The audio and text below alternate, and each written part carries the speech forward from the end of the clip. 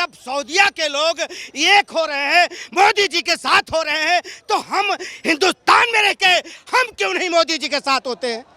ये सोचने की बात है। कांग्रेस ने इन लोगों को बर्बाद कर रखा था। आज जो अच्छा खासा पढ़ा लिखा मुस्लिम भाई हमारा है, वो समझता है कि कांग्रेस ने हमको बरगला रखा था, अब हम नहीं बरगलाएंगे। यूसीसी इन्हीं के लिए है, हिंदू के लिए नहीं है, बौद्ध के लिए नहीं, जैन के लिए नहीं है, क्योंकि ऑलरेडी हमें समानता मिली हुई है। हमारे यहाँ 3 तलाक नहीं है, वो उसी को खत्म करने की बात कर रहे हैं। ये इन पे एजुकेशन की कमी है, उसी को वो सुधारना चाहते हैं। लेकिन कांग्रेस कहती है कि मैं सरिया लाना चाहती हूँ। सरिया से इनका विनाश हो रहा है, लेकिन वो झूठ इनके घरों तक भेज रही है और ये ले रहे हैं। जो मोदी जी जो भी योजनाएं लाए हैं, उसमें सबसे ज़्यादा फायदा इनको मिला है। भारतीय मुसलमान को कांग्रेस ने हमेशा डरा के रखा है कि मोदी आएगा तो ये हो जाएगा, मोदी आएगा तो वो हो जाएगा, जबकि मोदी जी ने सामूहिक विकास की बात की है, सबका साथ सबका विकास की बात की है। कांग्रेस ने क्यों नहीं मुस्लिमों को अलग से आरक्षण दिया? इनको बस लॉलीपॉप देती रही, इनको बीजेपी आरएसएस से डराती रही। हिलाने वाला है मोदी, हिला देगा इस बार 400 पार करके।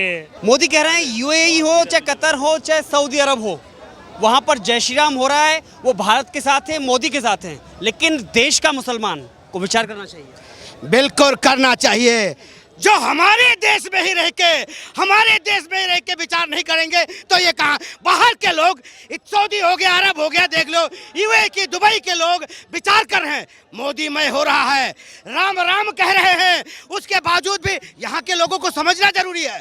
समझना चाहिए कि जब सऊदीया के लोग एक हो रहे हैं, मोदी जी के साथ हो रहे हैं, तो हम हिंदुस्तान में रह के हम क्यों नहीं मोदी जी के साथ होते हैं? ये सोचने की बात है। इसी देश में रह के तुम एक नहीं होगे, तब कौन सी देश चाहोगे जब तुम एक होगे? बताइए, कौन सी देश में जाएंगे तब एक होंगे? इनको समझना और सोचने की जरूरत है, बिल्कुल जरूरत है। सबसे बड़ी बात कि आखिर ऐसा क्या बात है कि आज तक कांग्रेस ने उनको ठगा है? क्या मुस्लिम तुष्टीकरण के नाम?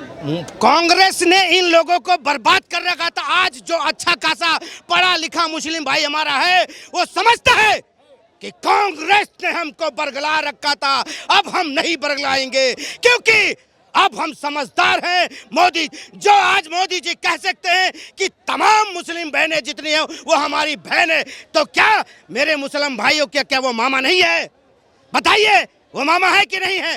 जो इंसान, ऐसा व्यक्ति, एक ऐसा प्रधानमंत्री जो ऐसा सोच रख सकता है, तो सोचिए, पूरे देश को जोड़ के चलने वालों में से वो हैं।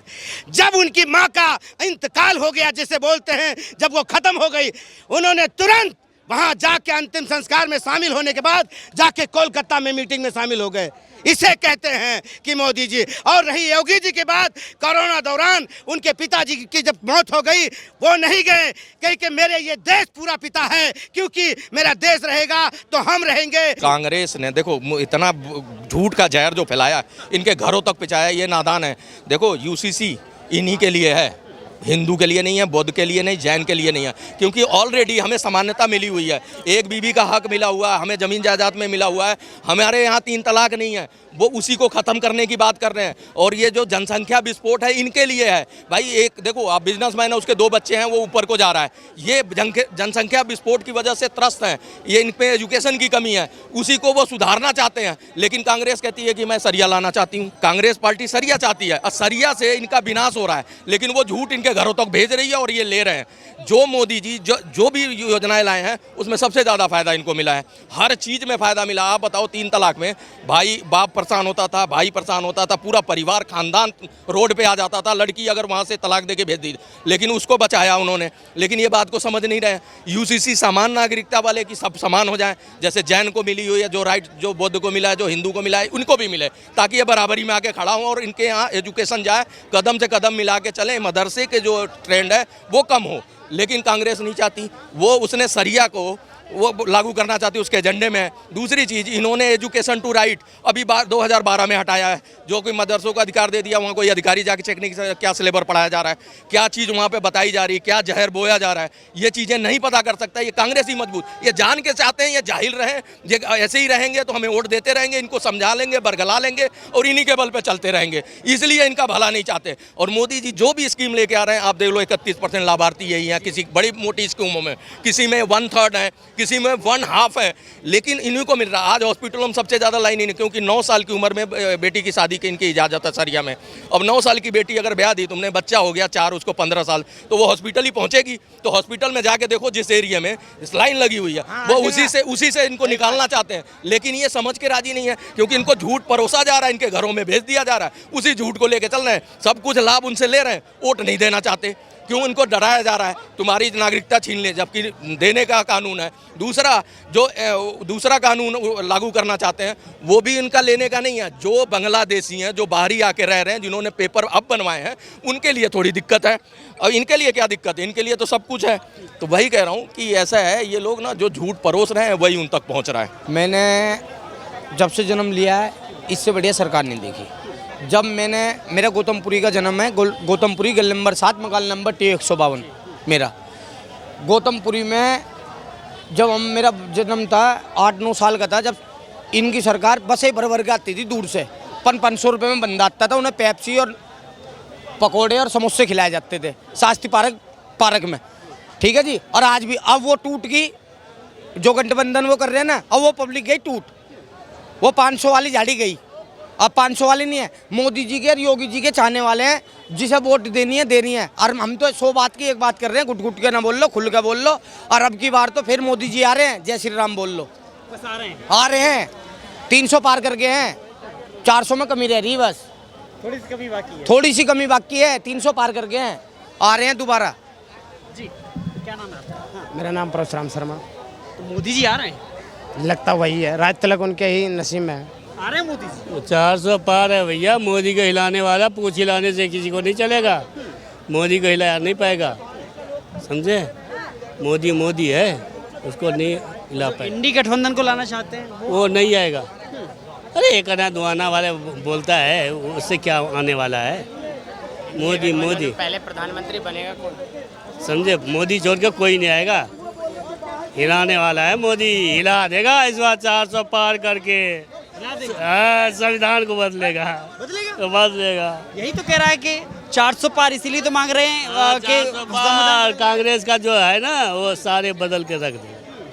देखिए, हाँ 400 पार, 412 सीट आएगा पक्का। विपक्ष नहीं होगा तो मजबूत कैसे होगा? अरे भैया तंत्र कैसे मजबूत? नहीं, विपक्ष में 2-4 रहेगा बोलने के लिए, मगर उतना नहीं रहेगा। हाँ, गोलगप्पे खाते रहेंगे, समझे। गोलगप्पे खा करके टाइम पास करेंगे।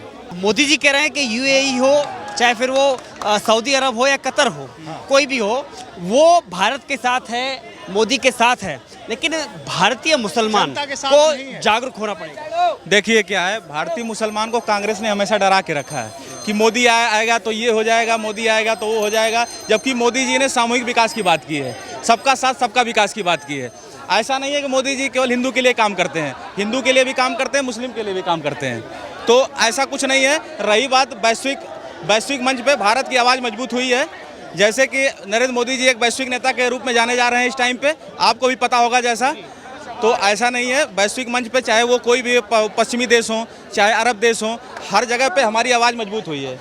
हर स्थान पे हमारी आवाज़ जो है पुख्ता तौर पे मजबूत हुई है। तो असल में मुस्लिम को डरे नहीं हुए, उनको डराया गया। कांग्रेस ने हमेशा से डराया हुआ है, उनके लिए किया कुछ नहीं, बस उनको डराया है कि ये आ जाएंगे तो आरएसएस ये कर देगी, वो कर देगी। ऐसा कुछ नहीं है, सबका विकास हो रहा है, हर जाति का, हर धर्म का, हर व्यक्ति का, इसमें कोई भेदभाव नहीं है। दोनों में क्या अंतर देखते हैं? एक वो मुस्लिम कंट्री जो भारत के साथ है, मोदी के साथ है, और एक वो कि जो देश के अंदर जो मुस्लिम समुदाय के लोग, जो कुछ लोग विरोध करते हैं।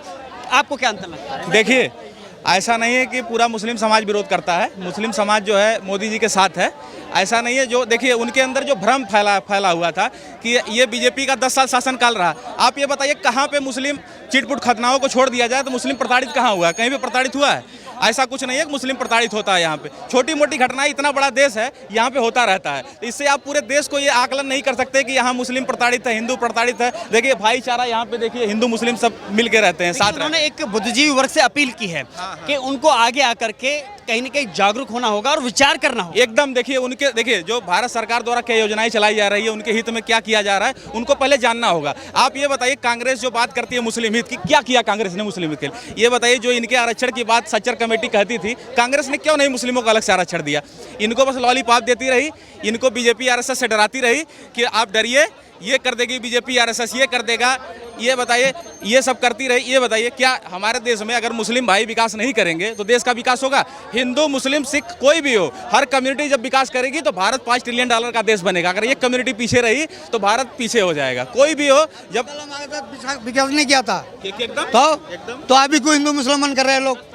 वही समझना चाहिए ना। हाँ? सरकार वो- सत्ता वाले कर रहा है, सत्ता वाले कर रहे हैं। मुसलमान तो कोई कर ही नहीं रहा भाई साहब। कौन कर रहा है बता दो जरा एक का नाम भी। अरे बता दीजिए ना, तो फिर बोले क्यों? ऐसे ही हो रहा है। बताइए जब आप हाँ, बात रख रहे हैं तो हाँ। पूरी बात हिंदू मुसलमान हो रहा है। नहीं, देखिए हिंदू मुसलमान क्या है, यहाँ पे देखिए ये पहले से राजनीति रही है जब से देश आज़ाद हुआ है।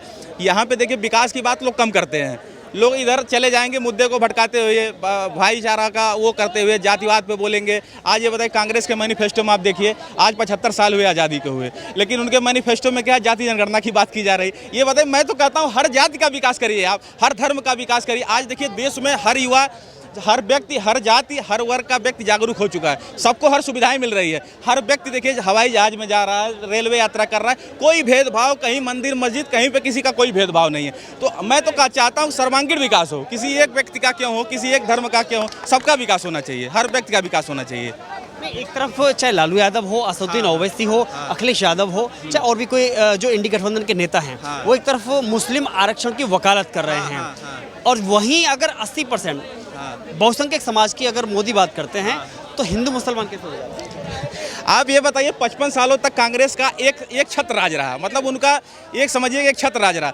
उन्होंने मुसलमानों के लिए किया क्या? मैं किसी मुस्लिम भाई को आप बुला लीजिए, ये बस बता दे कांग्रेस ने हमारे लिए किया क्या है। अगर ये बता देते हैं भाई हमारे, तो मैं मान लेता हूँ। आप देखिए ये हमेशा डराते हैं। आप मोदी जी की योजनाओं को देखिए, उसने ऐसी कोई योजना बता दीजिए, चाहे वो आवास योजना हो, चाहे मुद्रीकरण हो, लोगों का बैंक खाते खोलना हो, शौचालय योजना हो, कुछ भी हो। आप ये बताइए मुस्लिम को कहाँ महरूप रखा गया? सबको मिला है कि नहीं? सबको समान रूप से मिला। कोई भाई ये नहीं कह सकता कि मुझे नहीं मिला है। आप बताएं, हर व्यक्ति को मिला है, ऐसा नहीं, सभी योजनाओं का समान रूप से बंटवारा हुआ है। देखिए रही बात मुस्लिमों में, थोड़ा ये डर रहता है कि बीजेपी आएगी तो ये होगा वो होगा। देखिए मैं तो सबको अपनी तरफ सबको आश्वस्त करना चाहता हूँ, इस देश में सब लोग सुरक्षित हैं, किसी के साथ कोई अन्याय नहीं होगा, कुछ नहीं होगा। ये आप बहकावे में मत आइए, ये पार्टी आ जाएगी तो ये होगा। संवैधानिक ऐसा संविधान खतरे में, कुछ नहीं खतरे में, खतरे में पार्टियाँ हैं केवल।